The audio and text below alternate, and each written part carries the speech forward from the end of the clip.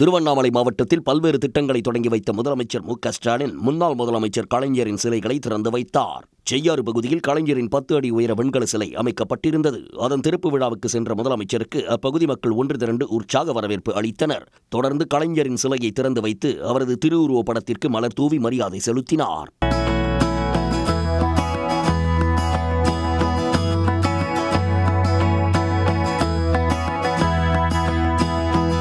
வந்தவாசியில் கலைஞரின் சிலையை திறந்து வைத்த முதலமைச்சர் மு.க.ஸ்டாலின் சுமார் 5 கிலோமீட்டர் தொலைவுக்கு திரண்டு நின்று மக்கள் அளித்த வரவேற்பை ஏற்றுக்கொண்டார்.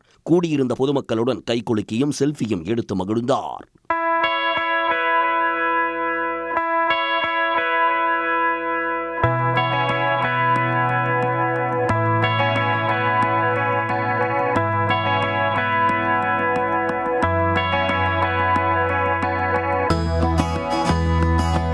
கலசப்பாக்கம் பகுதியில் கலைஞரின் 10 அடி உயர சிலையை திறந்து வைத்து சாலையில் நடந்து சென்று திரண்டிருந்த மக்களின் வரவேற்பை ஏற்று மகிழ்ந்தார்.